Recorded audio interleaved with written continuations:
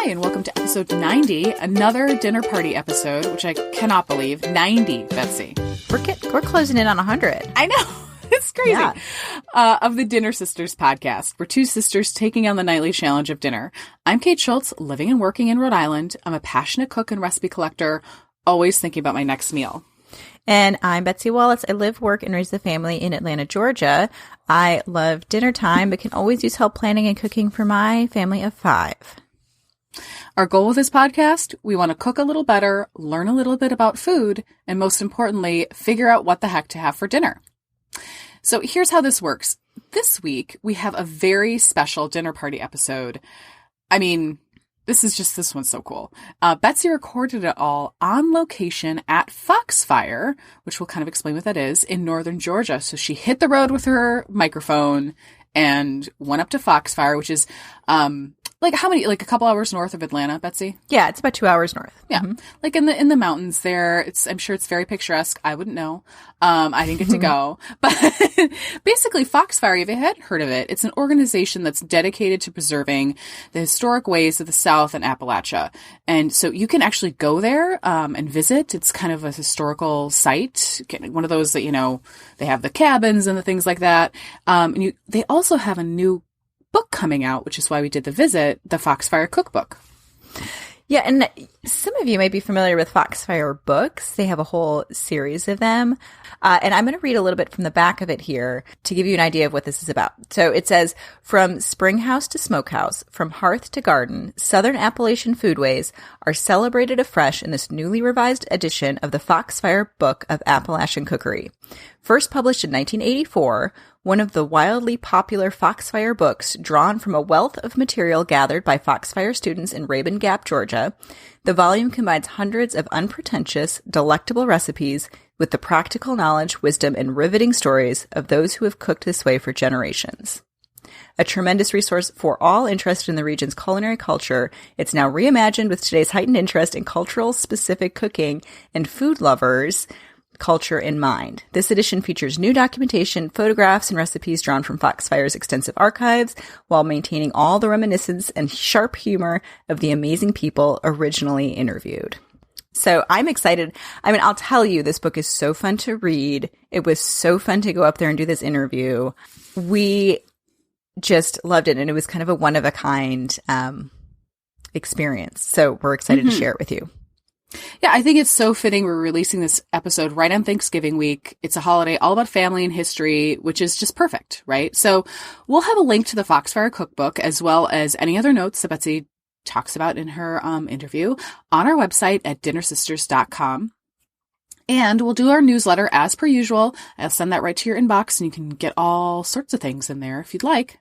All right. So now for my interview. And the morning I spent cooking fried chicken and cabbage and cornbread over a wood stove up at Foxfire with TJ Smith and Cammie Aarons. Okay, so this is Betsy, and we're here at Foxfire this morning, and I've been in the War Woman cabin cooking fried chicken and cabbage and corn pones with TJ and Cammie, who are the... I'm the executive director at Foxfire. And I'm the assistant curator at Foxfire. And we are going to talk about the new re-release of the Foxfire Book of Appalachian Cookery and cooking on a wood stove and about Foxfire generally. So I thought for those of us who have not heard of Foxfire or would like to know more about just the general history, we could start there as a primer. So Foxfire is a multi-focused heritage organization. So it grew out of an English classroom in 1966. A bunch of high school students were learning Shakespeare. They were super bored in their classroom. They were lighting their teacher's podium on fire, which is a great story that we love to tell. And the teacher was at his wit's end, and they decided to find something that they would all be interested in. And the result of that conversation was a magazine. So they went out and started talking to people in their community, mostly older folk who still lived in the mountains. But these people were born in the 1870s, 1880s, and in the 1960s, they were still living in cabins, much like the one that you're in right now, cooking over wood stoves. The only electricity they had was light bulbs like we have in here, and then, no running water, things like that. And so they were kind of the last generation to hold on to some of these traditions and practices and crafts of Appalachia that date back to the early 1800s, if not earlier. And so the students were really captivated by this and put this into the magazine. And that magazine just like blew up. It sold out in the first week, and then the week after sold out, and it became a huge success. And so in 1972, the students were offered a book deal to make the very first Foxfire book, which is what most people recognize. Mm-hmm. And so they compiled some of the articles that they'd written and published the first Foxfire book. We've now sold over 9 million copies worldwide of the Foxfire books. We have over 12 books in the numbered anthology, and we have what were called companion books. And the Foxfire Book of Appalachian Cookery is one of those companion books.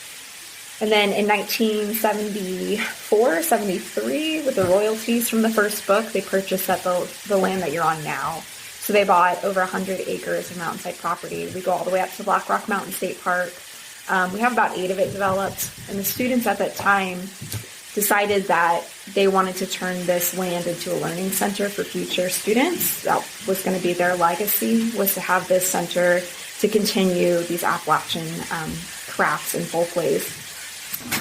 We have a heritage skills program that offers the general public opportunities to learn crafts like spinning and weaving and basket making. But we also have, a lot of event programming that goes on. We do random demonstrations like today, cooking on a wood stove. It's a really great experience for people to come through the museum and be able to encounter the past. So we like to think of, ourselves as a heritage center rather than just a museum, because we have this historic aspect, and we really do focus on Southern Appalachian history using primarily oral histories to communicate that and material artifacts. But we also kind of have this continuum where people, are still doing and practicing traditional Appalachian crafts and folkways and foodways.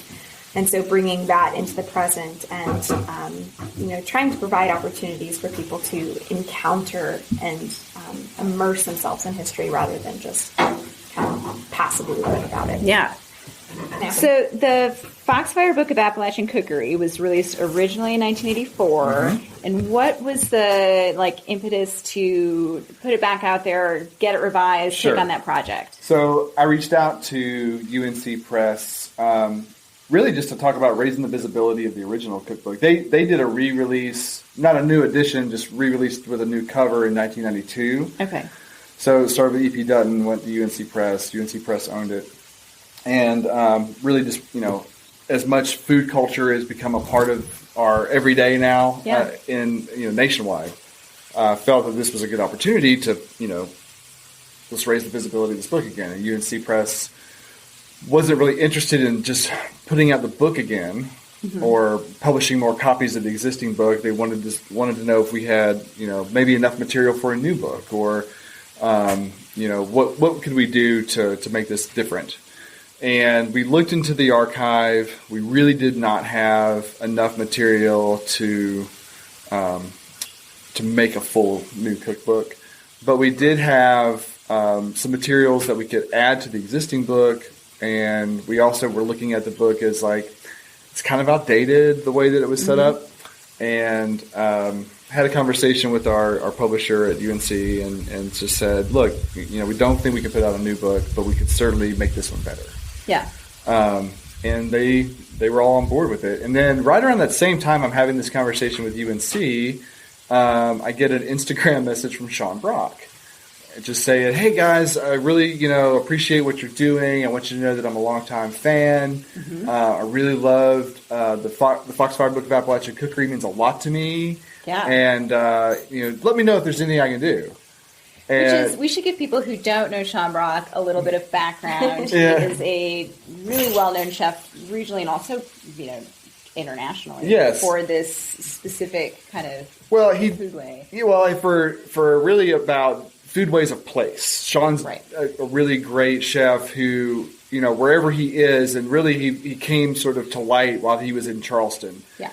And elevating the food culture of place. Beyond just the dishes themselves, but also as far as heirloom varieties of vegetables and other things, meats that would have been really at the foundation of where those foodways started to develop. So he's looking back not just at we're talking about the Low Country, things like shrimp and grits and things, not just looking at it as a dish, but like, what kind of grits would they have had in the 19th century? What style of corn was that? Is anybody growing that corn still? But sugar cane, what kind of sugar? And so he went beyond just reintroducing these, elevating these foodways, but also elevating the like where the food was coming from and the kinds of plants and the kinds of animals they were consuming, and really sort of set off in a direction that has gotten him a lot of respect from.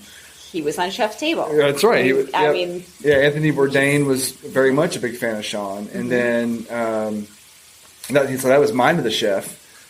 He was on that first. That's sort of where his name started popping up, and then this past year he showed up on Netflix on Chef's Table. So he can shoots you a message, and you're thrilled. Yeah, and I was like, and I said, actually, yes. We're thinking about revising the cookbook, and he sent me his phone number and said, call me. And so we got on the phone and talked, and Sean at that point was already starting to think about Appalachia because he had just opened up a husk in Nashville, and it was bringing him back to his own roots in Appalachia. He's originally from southwestern Virginia. Okay. I ended up going to Nashville and sitting down with him for several hours. We looked at the cookbook.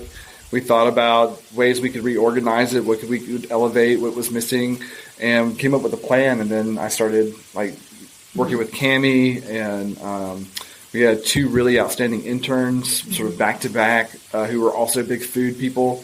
And we started putting this book together. And so. How long did that take you? About 8 months. Okay. Yeah, I mean, you had kind of already started the ball rolling before I got here. Yeah. Yeah. It was so. Yeah, I would say a year to 10 months. Yeah. Yeah. It's hard. It's all bleeds together. Time. What? But one of the things that TJ had already started and that I really helped with was looking at the existing chapters in the old book. And I mean, like you said, they were just outdated how it was laid out, and really, it felt inaccessible. As a person who reads cookbooks and uses cookbooks, so we decided to completely restructure the book and kind of slim it down because there was a lot of redundancy. There were also a lot of recipes that just made an incredible volume. Right. They just made a lot. And so we cut some of those out, and we definitely cut back on the redundancy. If you're feeding 100 people. Yeah. We had this huge debate about pumpkin bread, because the pumpkin bread recipe that's in this book was in the sweets, but it's makes 4 times as much as a normal pumpkin bread recipe. So we ended up putting it in the Cooking for Crowds. Yes. Because it's such the table is the new chapter is called The Table. Sorry, it's all good. It was called Cooking for Crowds, but now it's part of The Table. So and for homecoming or which is a church or dinner on the grounds or a holiday meal or something like that where you're making food for a ton of people. But what I love about the way that they set up the cookbook is that you're encountering these recipes through the place. And I think that kind of takes people on a different journey. And especially since we include a lot of oral histories in the cookbook, as you're reading through the cookbook, we're guiding you through different places on the homestead. And then you're also hearing these voices and then tying those into the foods that you're making. So I think, at least for me, as a home cook, it kind of provides a more immersive and more personal experience than some of the other cookbooks I encounter. Well, I'll say, too, I found myself yesterday, I had said that I would make a dessert out of the book and bring it up here. And I've had the book for maybe a month, and I've been going through it and cooking some things and reading. And I opened it up, and I realized I knew about in the book where that chapter might be. And it struck me that I should let you guys know today, because I thought that the book was just so just intuitively organized, where you can sort of reading the history and reading the recipes, and you can feel where that is. So I appreciated that structure. And I loved the in the garden. I thought that was kind of a fun way to think about that area. And your whole section on teas. and like the foraging. I also thought that was so fun because that's information that I feel like is not, I don't know, it's just, and it's if we were so going special. by like dishes or ingredients even, I think it would have been a headache to try, categorize these things that are, they just don't really fit into those type of categories. I gotta say that idea of the garden, that's a big piece of Sean, because like his food memories started with his grandmother and like spending time with her and being in her garden. And I have similar memories of my great grandparents' farm, being in the garden, and everything starts there or at the my great grandparents' place, like real deal sustenance farm. They had like the kitchen garden. They had a pond. Like my great grandmother would go down there and fish for brim, and like fry up a bunch of fish for lunch or whatever. Having the chickens, having the hogs, all that. It's a very deep seated memory for me too, and that association with like food and where it's actually coming from and how you're getting it to your table. And a lot of people are getting, again, why did we want to redo the book? Because people are thinking like that again. They're having these conversations amongst themselves, within their families, with their children. And as I think as a nation and as a society, we're all having these conversations about, where we're getting our food and how it's getting to us. And grounding them is a book like this, that reminds them, no, these are the places. This is where this stuff comes from. Yeah. I also appreciated, the smokehouse, how to build yourself a root cellar. I feel like if we had an apocalypse and I had one book in my life, I would be able to make it to the next. This book and Foxfire book 1. So you can know how to build your book you want. you can build your log cabin. You'll know how to do your smokehouse and your root cellar, and you can make moonshine, and everything will be okay. And you'll be fine. Yep. I know. It was great. Yeah. So what's in here that you wish people might make or do or try themselves that's a little bit under the radar? I'm gonna go with what we talked to on the last podcast about, and that's leather breeches. If you want to jump in head first into the Appalachian foodway world, try to go to your local farmer's market, get a mess of green beans, and string those things up and hang them out to dry, and give leather breeches a shot. Because dried, there's a lot of people who are drying things. We dry fruit, we dry meats. Not a lot of folks are drying vegetables and reconstituting them in stock and animal fat. But leather breeches demands that you do that. And it's a really, I have memories of dried peppers and things hanging in my grandparents' house, but I don't have any memories of leather breeches, and that's something I wish I did. But I think everybody that, like you said, if you really just want to get in there, give it a go. Yeah, and that's something that's fun too in a book like this, where you're like, what's something that's I could do that I would not find maybe somewhere anywhere else. I'm interested too if people could, maybe utilize some technology and update the leather breeches approach. If you have a dehydrator, try it out. Try to dehydrate those beans in a way that you would fruit and vegetables, and try to replicate, the hanging green beans and leather breeches. See if that works. Yeah. For me is a person who really likes to bake and has, kind of a dabbling food historian. I like to see the progression of how the desserts are made. So we have some desserts in there that, the molasses bread, right, which is a recipe we've posted. It's, traditionally flavored with just soy molasses, and that was the traditional sweetener up here. But then in the 19-teens and 1920s, once the railroad came through, you start to see these periods of white sugar in the desserts. And then you start seeing things that are really unexpected, like coconut and pineapple. Yeah. Which are why are these in Appalachian desserts? But, once transportation improved, things like coconut and pineapple that were exotic, made their way into the mountains. And, if you're making a celebratory cake, what would be better than to include this wonderfully exotic ingredient? And so when you read the dessert chapter, I think it kind of counters some of the stereotypes we might have about mountain cooking. Yeah, I did think that was so interesting. The pineapple and the coconut specifically pop up quite a bit. Yep. Those things are around, but we kind of assume that they're more modern luxuries, but they weren't, So one thing that we talked about when I first got up here was the kind of the flavoring we're using in these foods. And we've done some other cookbook reviews this year, and we were talking about this Vietnamese Any Day, which has a lot of the soy sauces and the umami and a lot of spice. And in this book specifically, it seems like a lot of the flavors we're talking about came maybe from the animal fats and maybe from the pickles and the preserve and the fermenting that you did that you're eating with your food. So if you could talk a little bit about just the flavors you might expect cooking out of this cookbook or cooking in this region. Well, and one other thing I'd bring up too is the flavors that you get from the preserved meats. Oh yeah. So when they're preserving these meats in their smokehouse, and smokehouse is kind of a misnomer. They may or may not have used smoke. It was primarily a place to hang meat to dry and to cure.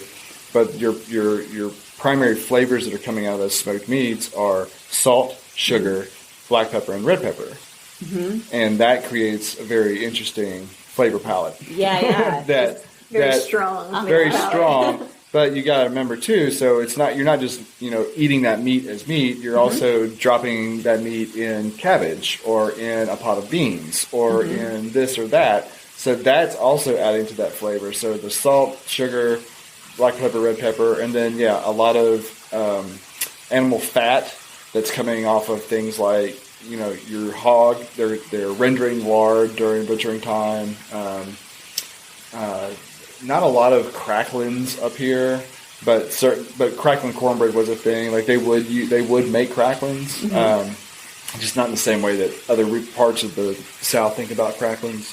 And then a lot of the natural flavors that you get just from the vegetables that you're growing, the squashes and the. Yeah, think about how much flavor you get when you get a vegetable from a farmer's market versus the grocery store. Yeah. So, and everybody here curated their own seed collections. So seeds were passed down from family to family. Each family usually had their own set of seeds, and so tons of variety in terms of vegetables that would have had much deeper flavors than we find today. Right. But fermentation would be another key factor. Without a deep freeze or fridge or anything, different methods of preservation were essential to keeping food throughout the winter, and fermentation was a key thing. Back then, it would have been sauerkraut, pickles. They'd pickle anything. So, tell me a little bit more about, because there's a fairly large chapter that deals with preserving and kind of all the relishes and the pickles and that, and I'm interested to know more about how you curated that chapter and whether or not you updated it and how you're hoping readers might interact with that specific chapter of the book. The short answer to your question is no. We did not change a lot of that or update a lot of that because a lot of that has been lost. A lot of that is things that people are no longer doing with any kind of regularity. Yeah. The way that it was recorded by Margie Bennett and her students in the 80s. So most of the recipe tweaking or anything like that really had more or less to do with getting rid of the redundancies. Okay. In the rather cookbook. Than you didn't go through and thoroughly recipe test everything. Oh no. It's a Foxfire book rather than a cookbook. So it's a Foxfire book first. So even if you're not a cook, it's still a great read. It really reads like a Foxfire book where it's highlighting and showcasing these beautiful oral histories and these beautiful memories. And so the recipes that are in there, a lot of them weren't changed from what people said, which you can still read. And it's do this and this and this until you think that it's done.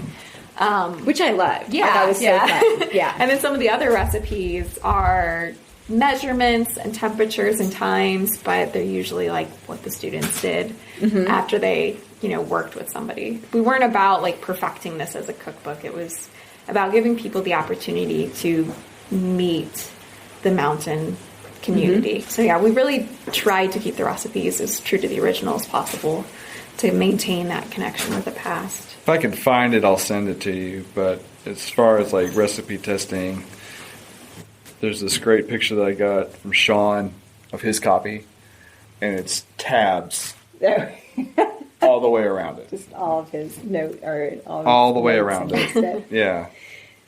So tell me a little bit about one theme in here. There's a lot about cooking with your bacon grease. And I know you two specifically, just in your own lives, cook with your bacon grease and are, cooks in this area. And I am curious how home cook might incorporate that into their daily practice of living. It flabbergasts me that it's not, like, because it's something that it's so hardwired in me that I grew up with. I can't imagine not cooking with bacon grease. I don't know why you wouldn't. If you're already consuming bacon, why aren't you saving that fat? And why aren't you utilizing it in all the ways? Like to season your skillets and all your other cast iron cooking. To fry your eggs. Anything you can use butter or oil. Exactly. My mom makes popcorn with bacon grease. So she'll get her pot and she'll melt the bacon grease instead of oil, and then she doesn't eat salt or anything. Yeah. Yep. So let's be really specific here. We're making some bacon in our cast iron pan. Yep. Done with the bacon. Yep. Mm-hmm. Where's the grease going? Walk me through how you're saving this in case people are not so you don't burn yourself. Yep. Don't let it set, and then just pour it straight into a jar. Yep. And you keep your jar. Yeah, and then I keep mine in the fridge. Yeah, but like I think I was telling you earlier, my mom had like a grease catch, so it was like a little tin container. It looked like you remember those containers from like the 80s, 70s, 60s, 80s that were like varying sizes, like flour, sugar. Mm-hmm. It looked like one of those, like just like a tin jar with a little lid, and hers had a little filter on top, and you poured the bacon grease in there. The filter caught the settlings from the bacon, and you had just pure fat right there from the bacon. I want one of those. And can we make a Foxfire? We need to, like Foxfire grease. Foxfire. Yeah, and that's amazing. Yeah. I mean, come on, that's so much better than mugs and pins. Yep. Mm-hmm. I love it. But it was, and my mom grew up in California. My dad's the Georgia native. That's how we ended up here. So my mom, one of her favorite things to make was tacos, but she made them in a very interesting way that I've never seen anywhere else, and I think it's just a Southern California thing. But she uses corn tortillas. Mm-hmm. She'll brown the meat, whatever the meat is first, and then she'll do the meat and the cheese in the corn tortilla and close it, and she'll deep fry it in bacon fat. Yeah, I've seen that. Yeah, it's amazing. And then you get them out, and she lines them up in a paper towel lined casserole to let it drip off all the grease. Then you go through and you open them up, and you put your toppings in and eat them that way. But it's amazing. And like my mom is the only person I've ever seen make tacos like that. But I just remember like that was what the bacon grease was for. Like we had taco night was when we achieved the amount of bacon grease necessary to make these tacos. To then I'm doing that because my jar's getting close to full, and I'm like, I'm not cooking enough. Right? Not enough. That's a good way to use, if you need I need to use this grease up. That's a great way to do it. Mm-hmm. That's great. Fried tacos. That's our takeaway. I feel like our takeaway, if you learn nothing else from this episode, it's going to be how to properly use your bacon grease, which is good. Okay, so a few other things I wanted to touch on here. One thing, you all have a podcast. Yes. So let's talk about that, and then we can talk about who you're really excited about, who you're listening to, who you're reading, who else is doing work like this that you think we should know about. So first, let's talk about your own podcast, and then we'll go on and talk about, you all send us on a wild goose chase of, goodness. So our podcast is called It Still Lives, and you can search for it on any podcast platform. We use Stitcher, iTunes, Spotify. We host it on Podbean. You can find it on our website. I definitely recommend going to our website, which is www.foxfire.org. Under the news and journal section is where we post kind of the blog post that goes with the podcast. And that always has really great additional content, like pictures and a full transcript because we use recordings from our archive. And a lot of times it can be difficult to hear them. So it's fun to kind of read along so that you know what they're saying. But our podcast is based on anything that's in our archive.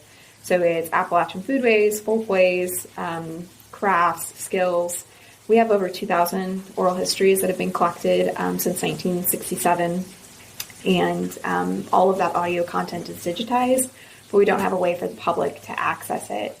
And so we decided to start curating some of that content and providing the public with a free way to listen to some of these really just fantastic stories. And, you know, you just kind of fall in love with the people that you start listening to. So we've done podcasts on cooking. We've talked about wood stoves. We've talked about the smokehouse, but we've also done music and stories. Right now in October, we're doing 4 bonus episodes that feature spooky stories from the area. So fun, yeah. Yeah, so it's been a fun little one. And then next month, we'll be focusing on some home remedies and folk medicine to get you geared up for winter. So it's really fun. It's just a fun little project we started doing, and we've had a really great experience with it. I will say I have been listening, and it is great because there's so many podcasts out there where it's just like a few people talking to each other and we're not really totally sure what the point is. And you all have just like this amazing source material to pull from. And it's just such a wonderful free resource for people to learn more about, you know, this area. And then just, it's just pleasant to listen to. It's an enjoyable listen. That's great. I'm glad to hear that. With all, I mean, we have, 3,000 hours of audio. Yeah. It's so much. And a lot of it's like, we don't even know. And our problem is too, is like, we want to do all of it. I think I pulled 20 audio files yesterday for our November podcast. And that's like a microcosm of what we have on like folk medicine. of those 20 clips, we may include 3. Yeah. And like, it's just like 3 3-minute clips. Yeah. And each of these is like an hour. Yeah. Which is amazing for someone like me who just really appreciates all the hard work that goes into just getting those really, and you all do a really good job of explaining why it's important in the history, and then you hear the clip, and it's an easier way to consume it. Because I probably that's would what never we're just hoping listen for. to. Right.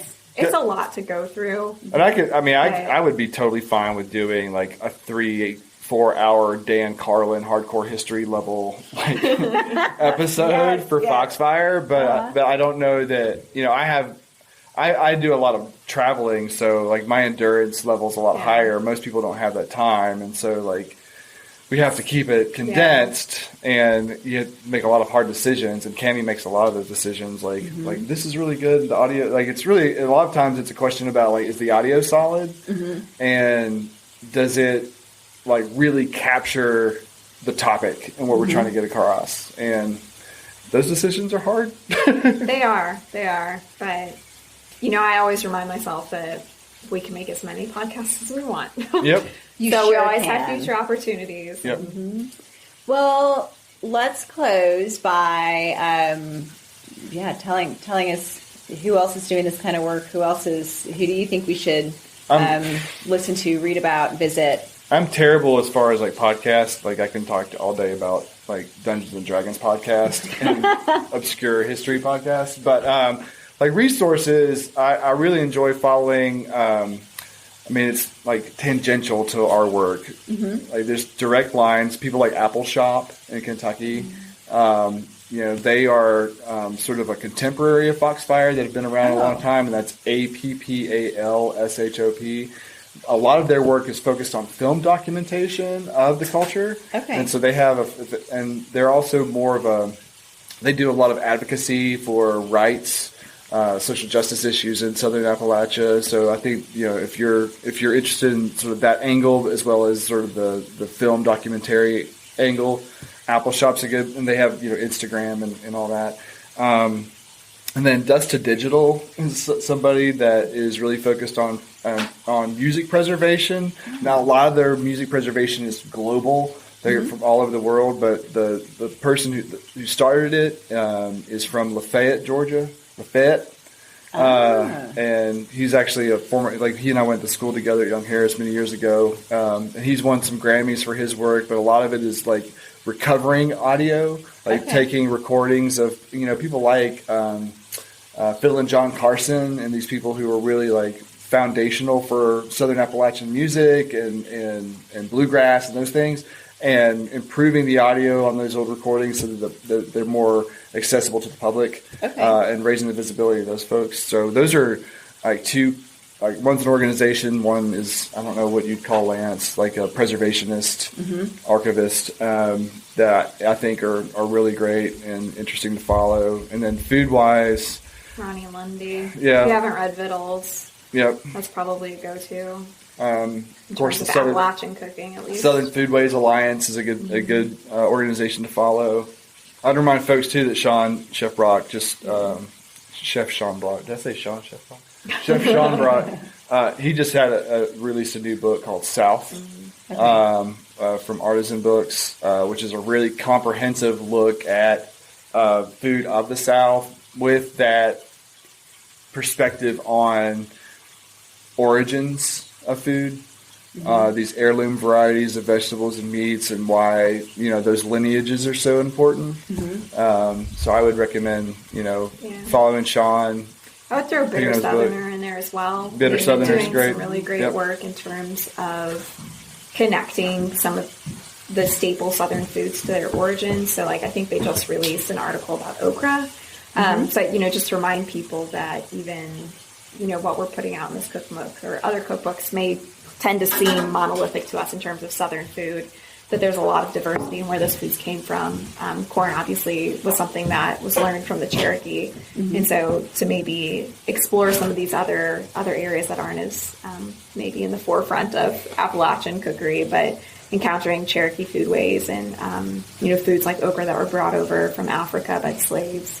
Great. Yeah. We will definitely link to all of that. Thank you. And we'll link to your site. And also, I will say, go find Foxfire on Instagram, because that's a fun follow. Thank you. You guys. Yeah, appreciate it. It's always fun. And I think we have been frying chicken this whole time in the background, which has given us this very pleasant ambient noise in this cabin, the War Woman cabin. Yep. And we're going to wrap up and eat, I think. Yes. Yeah, sounds great. You got a plate full of chicken right over there. I mean, how fun was that? So fun. I still can't get over this opportunity and the great connections that we made. So I hope you all enjoyed that interview. It was super great. And special thanks to TJ and Cammie, who made this happen and opened up their, heart to us. Their little cabin in the woods to us, and gave us a really hands-on learning experience and review of this book, which was amazing. And so many thanks go out to them. And we mentioned in the podcast, but if you do want to listen, they have a fantastic podcast called It Still Lives, and I would really recommend looking them up. Yeah, great for the drive. Any of those Thanksgiving drives that you're maybe making, pop that on. Well, if any of this sounds interesting to you and you want to learn more, we'll have notes on our website at dinnersisters.com. We always post everything that we talk about right on there, so linky-loos and the whole thing, including a link to get the book. So if you would like to also chat a little more about this, we chat a little bit when you first went up there, Betsy, which was fun, in our Dinner Sisters Facebook group. We're at Dinner Sisters Podcast. All right, Kate, so that's what's for dinner this week. See you next time on the Dinner Sisters. We'll save a spot at the table for you. Would you like a little dinner in your inbox every week? Subscribe to our newsletter by going to our website at dinnersisters.com. I've got everything over there for you to dig into if you want to learn more. If you have some dinner ideas or maybe another interview for us to do, you can always shoot us an email at dinnersisterspodcast@gmail.com. Lastly, as per usual, if you like what you're hearing, please review and subscribe. Betsy and I read them like nerds and send them back and forth. We really, really like them. So the more you do, the better we feel. And that's how people get to know us. Thanks and happy eating.